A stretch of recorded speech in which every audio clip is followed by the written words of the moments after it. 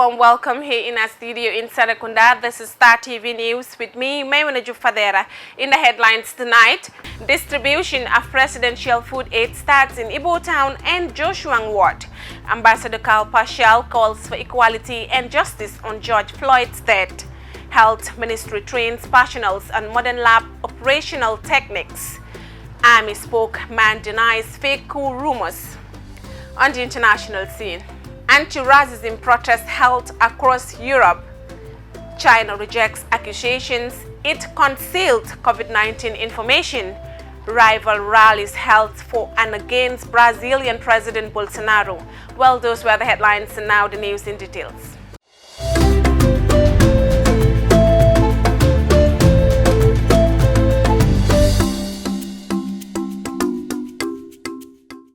The food distribution process started in Ibo Town, Joshuang Ward over the weekend. It has been more than 3 weeks since the food package arrived at the ward, but was yet to be distributed as they wait for orders from the central government. Bintakoli has more. Since the outbreak of COVID-19 in the Gambia, President Adama Barrow launched a food distribution initiative amounting to more than $700 million.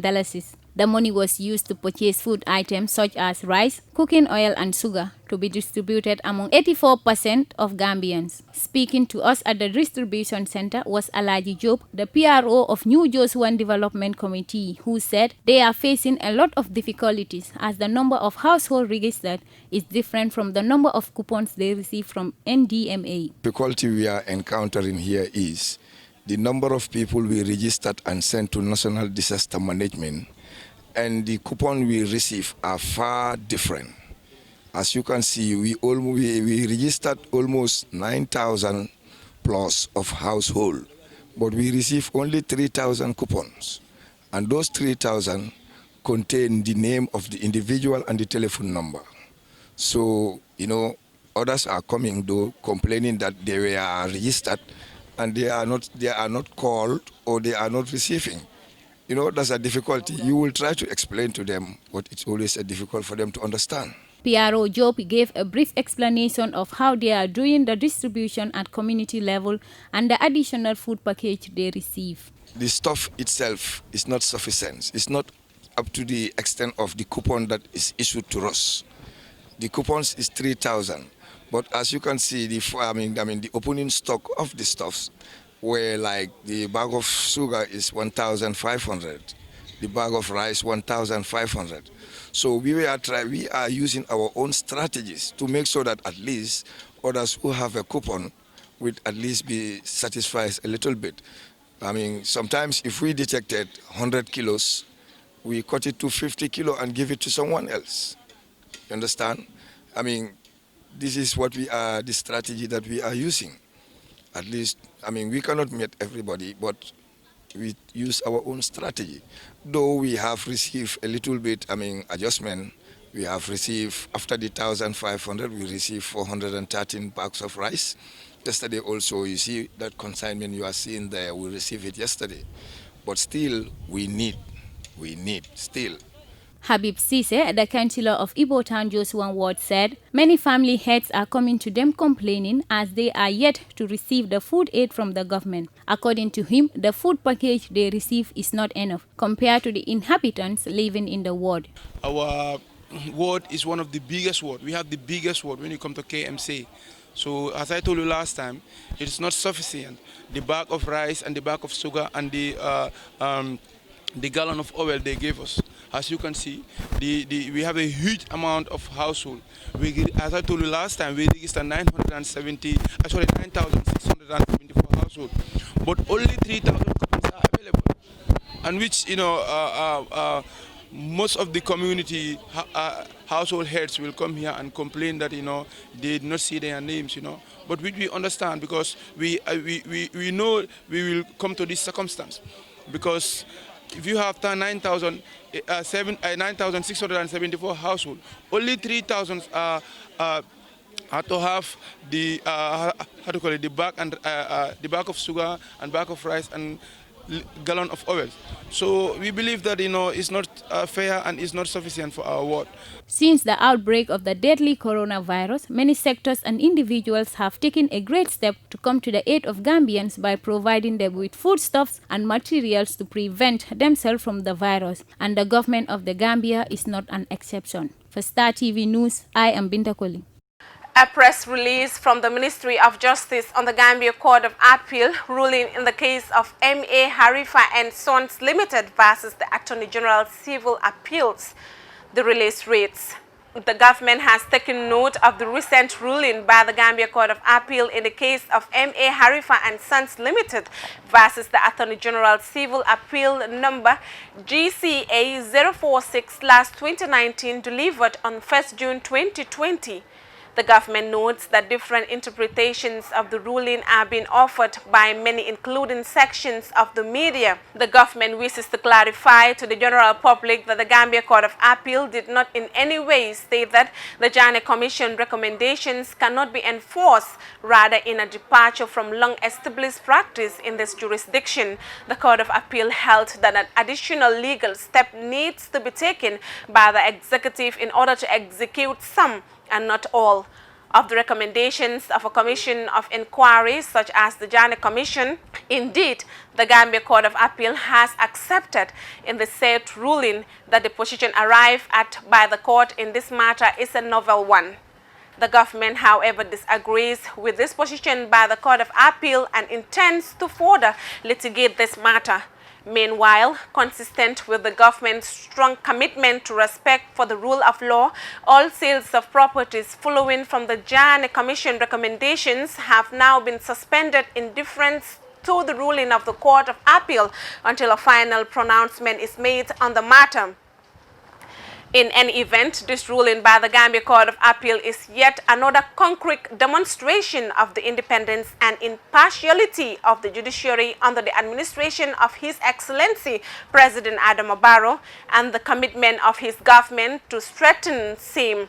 Such rulings emanate from complex legal issues and contribute to an enriched development of a country's jurisprudence. All democracies experience such landmark decisions in cases that often alter the course of a nation's history and become the foundations or precursor of future conduct by both government and non-governmental entities.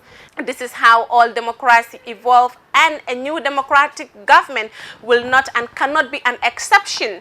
It therefore bodes well for a new government which is committed to the principles of good governance and rapidly gaining recognition around the world as a bastion of democracy and judicial independence. Today, more than ever before, the government is committed to ensuring an independent judiciary capable of inspiring public confidence in the administration of justice system in the Gambia. Finally, the Gambia wishes to highlight that the Janneh Commission inquiry shall not be viewed with the lens of assets recovery alone.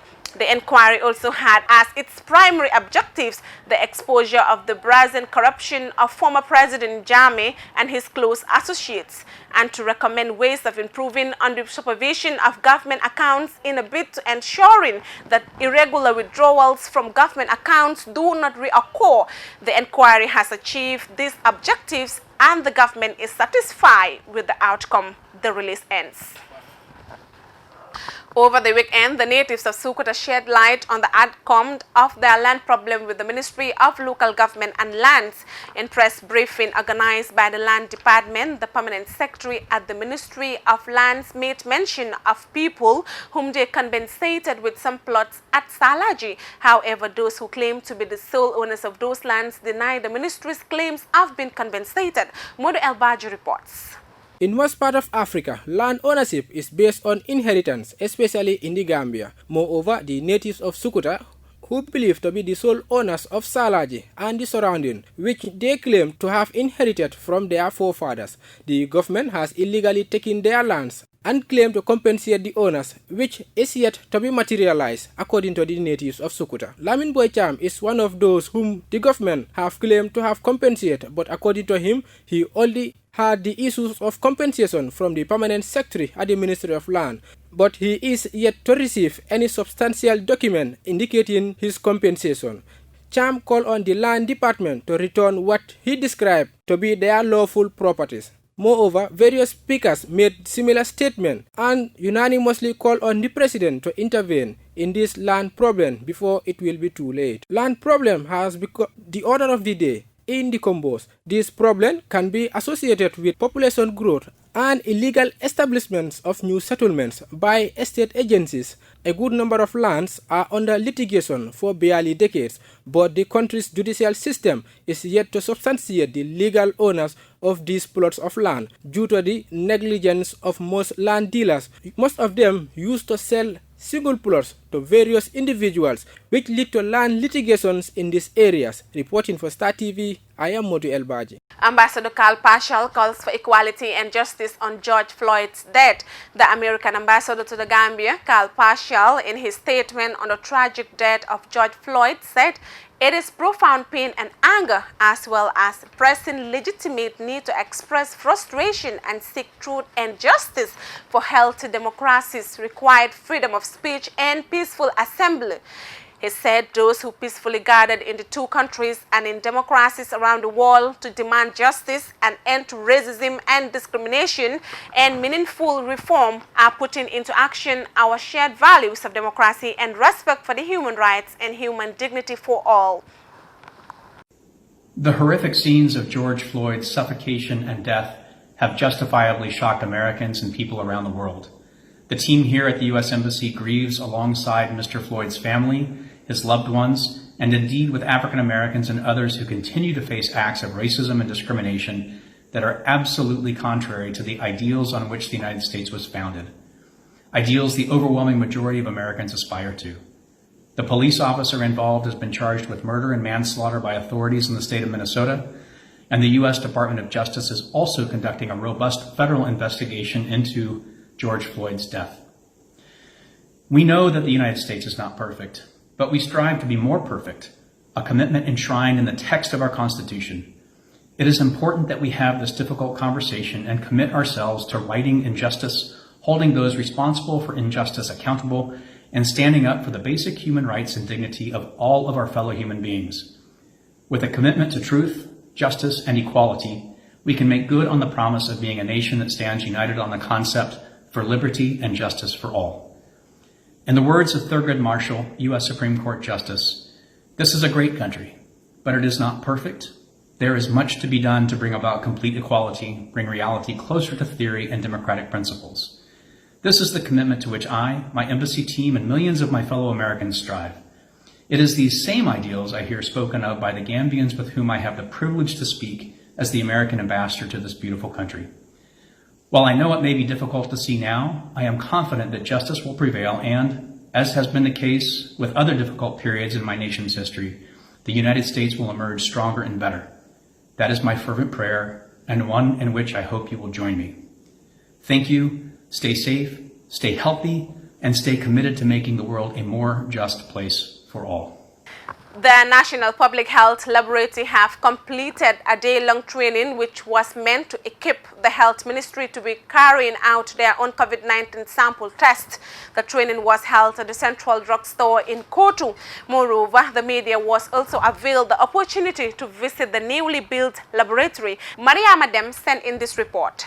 The National Public Health Laboratory for the past months have been working in partnership with the Medical Research Council for collecting and testing of the coronavirus samples. Last week, the National Public Health have completed day training for their personnel at Kotu. Speaking at the workshop, a lab scientist, Tida Suso, thanked the MRC for their enormous support and readiness in providing adequate training to their staff. She said that they are seeing MRC as a guide. Last month, we've been supported hugely by the Medical Research Council, MRC, in testing all the samples. However, they have been supported in providing adequate training for our lab staff and making sure that we're also in that capacity in terms of readiness. And so this is just basically the unofficial luncheon that, giving us the baton that we can now test. It's been a challenging journey, but it also made us feel so honored because being the main public health lab of the Gambia, for us to be test samples of us Gambians by Gambians, it's really, really a huge achievement, and we're looking forward to see how it goes, and we're just asking for the continued support from the Ministry of Health. However, Suso went on saying that they need support from Gambians, especially when it comes to adhering to the precaution measures, and that coronavirus is real. She added that the number of cases is not high. If Gambians work collectively, they would be able to fight COVID-19 out of the country. Modunjai, Director of Health, Education and Promotion at the Ministry of Health, said some time ago the Minister of Health promised that they will operate their own laboratory. Many thought it won't happen, but with the help of MRC and other partners, he said that through this training, he has the belief that the health officials will be comfortable in sample testing and other various testings. He further went on to say that various training in various tests will be ongoing, as it's going to be a continuous training. He added that in order to reach their target, the general public needs to help them. To ensure that capacities of our staff are built in terms of in the areas of, for example, I would say laboratory, case management, surveillance, and then risk communication. This is really going to help us a lot as a country, because if you look at the various components, about 6 key pillars, which are very, very key in the fight against COVID, and as well as in doing public health emergencies or pandemic. So we are working as a team. So we want to assure the entire public that we will definitely be ready to give them information at all time, and we will call it real-time information. We will get information as we receive them. So we are assuring them that we need their support also to make sure that we definitely eliminate the virus. But as I said, I have to reiterate this important area. That is, we need to ensure that we adequately observe social distancing. We also ensure that all of us need to be active members in trying to, in the area of surveillance, and to ensure that anybody who comes into the country, the information is also related to us to our 1025. We also want to advise the public also to be washing hands with soap and water, and this would really help us a lot. And I think this, when we practice that as a country.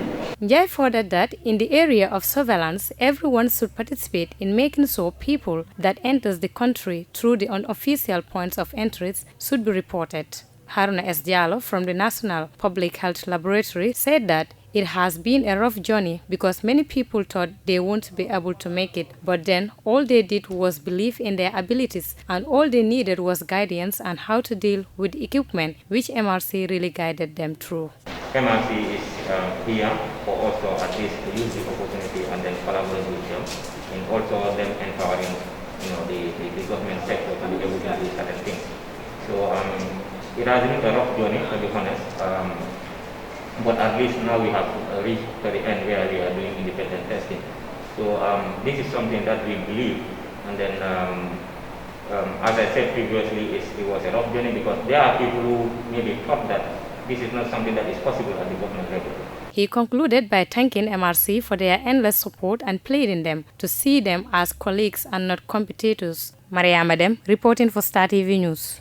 The spokesman of the Gambia Armed Forces, Major Lamin Sanyang, has debunked what he called the false and unfounded rumors of a coup plot circulated on the social media app WhatsApp by supporters of the exiled Gambian dictator Yahya Jammeh. Sanyang said he was not aware of any coup. Sanyang's denial of the coup rumor followed allegations made by Omar Sane, an exiled Jammeh supporter living in the southern province of Casamas, who had accused Major Sanyang and others of plotting to overthrow the borough administration.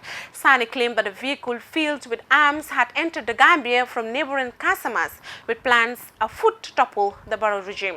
Zaglin Koli had an interview with him, and she now reports.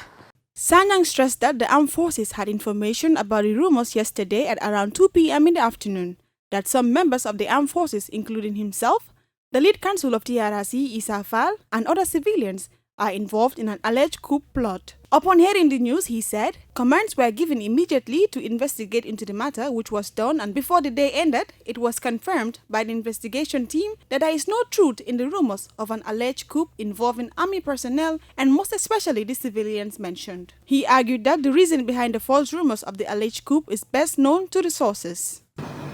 The reasons behind why these people went about spreading this false information on social media platforms can best be answered by them or known to only them. But as far as the armed forces is concerned, from the Chief of Defense Staff up to the last soldier of the Gambia Armed Forces, coup d'etat is the last thing that is on our mind at this point in time, because we know the government of the Gambia has in place plans for the reform of the armed forces, and first and foremost among these reforms is to change the mindset of the members of the armed forces to understand that we are in a political dispensation, in a democracy, where the military has a role to perform that is in line with constitutional dictates, and principal among them is the removal of the military from any political activity.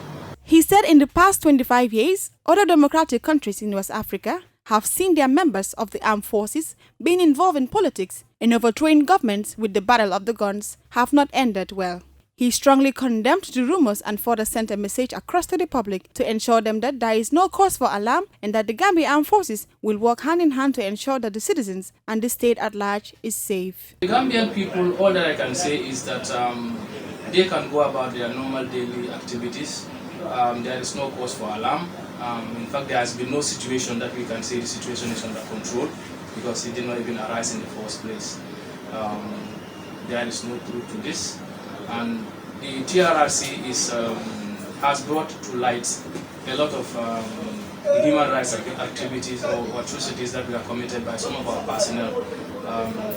Some definitely, because there are just about 25 members of the armed forces who are involved in some of these human rights violations.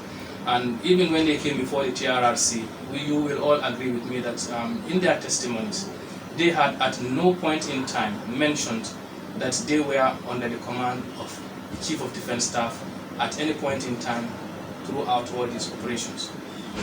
They were taking their command from wherever they stated before the TRRC.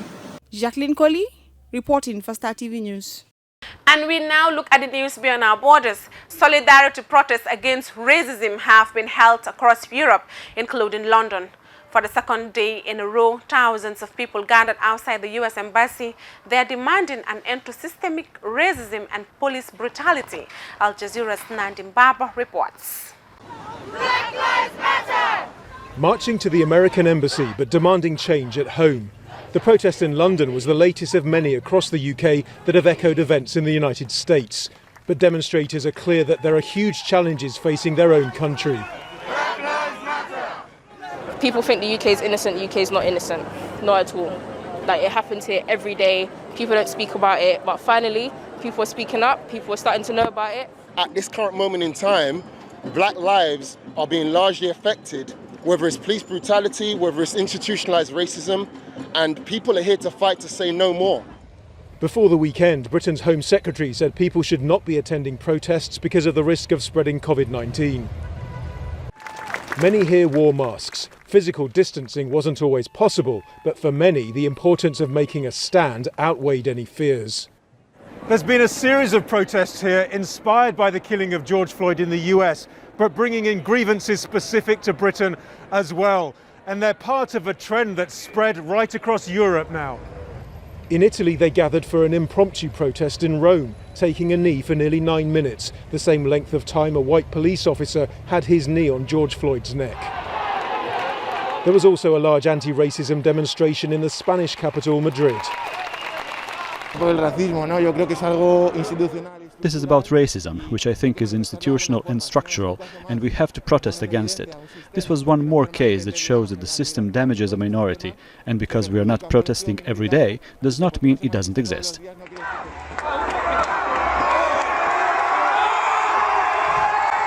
Back in Britain, they pulled down a statue of a 17th century slave trader in the city of Bristol. One common demand on recent protests is better education about black history.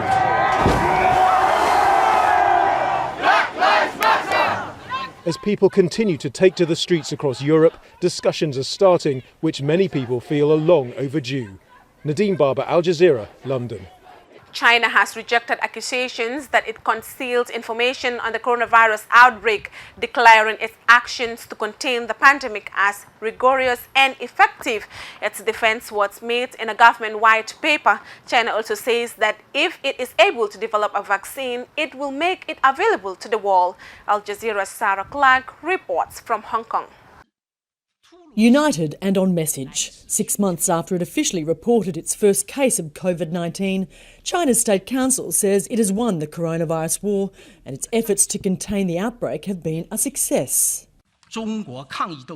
China's anti-epidemic battle fully demonstrates its governance capacity and national strength. The 37,000-word white paper was split into 4 chapters with a detailed timeline of China's actions.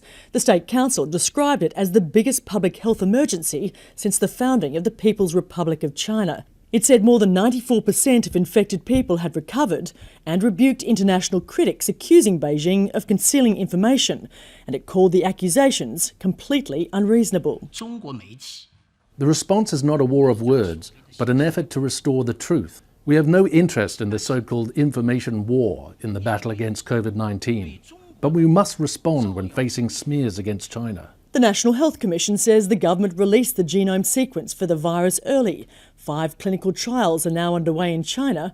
Once approved, the State Council says it will share any coronavirus vaccine internationally. When the vaccine is ready, we will make it a global public good, as promised at the 73rd WHO meeting. But a growing number of countries are calling for an international investigation into China's handling of the coronavirus. Critics still question the accuracy of the country's calculations of infections. We must pay attention or be cautious when we read about those data provided by the mainland official, because we don't know that whether they have given us the full pictures of what happens there. Infections may be down to single digits in China, but its economy is still being hit hard. In May, exports contracted more than 3% compared to last year, and imports tumbled more than 16%. That's the sharpest decline in more than 4 years. Sarah Clark, Al Jazeera, Hong Kong. Thousands of people in Brazil have defied a lockdown to demonstrate against what they see as threats to democracy and health under President Jair Bolsonaro. He has described the protesters as terrorists and says he will continue pushing to arm ordinary Brazilians to defend the country. In Rio de Janeiro, a group of Bolsonaro supporters ridiculed his opponents, calling them the antifascist or anti-fascist. President Jair Bolsonaro has played down the dangers of the disease throughout the outbreak. Al Jazeera's Lucia Newman reports.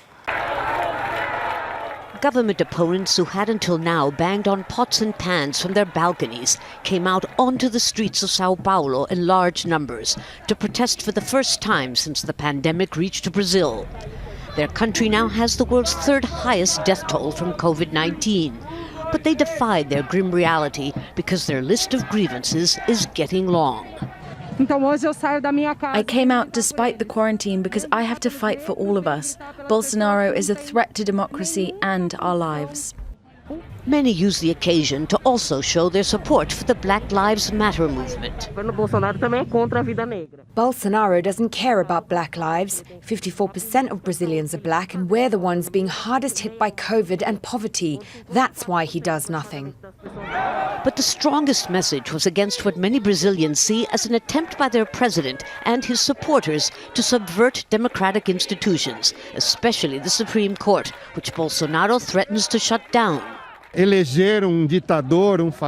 Bolsonaro is a fascist, and I don't want this country to turn into a dictatorship. I already lived through that. I asked former Brazilian ambassador to Washington and the UN, Rubens Recupero, if describing Bolsonaro as a fascist was perhaps going too far. He has, as I said, all the traits of a fascist. He is a defender of using weapons in political struggle, of using violence. He is an unapologetic defender of torture. in the military regime. So you see, it's frightening. In Rio de Janeiro, a group of Bolsonaro supporters ridiculed his opponents, calling them the Antifas, or anti-fascists. Meanwhile, the president went out to greet his followers without a face mask, as he's been doing every Sunday. Bolsonaro says he wants to arm Brazilians to defend the country from internal enemies. He has also named a retired military officer, one of 3,000 he's placed in civilian jobs, as acting health minister. With the pandemic, a deep economic recession, and a political crisis all in high gear, opponents are betting that time is on their side, as long as Brazil's democratic institutions can withstand the test. Lucia Newman, Al Jazeera. Well, before we end the news, a recap of our main headlines. Distribution of presidential food aid starts in Ibo Town and Joshua Ward. Secretarians debunks land ministry's claim. Ambassador Carl Partial calls for equality and justice on George Floyd's death. Health Ministry trains professionals on modern lab operational techniques. Army spokesman denies fake coup rumors. Anti-racism protests held across Europe. China rejects accusations it concealed COVID-19 information.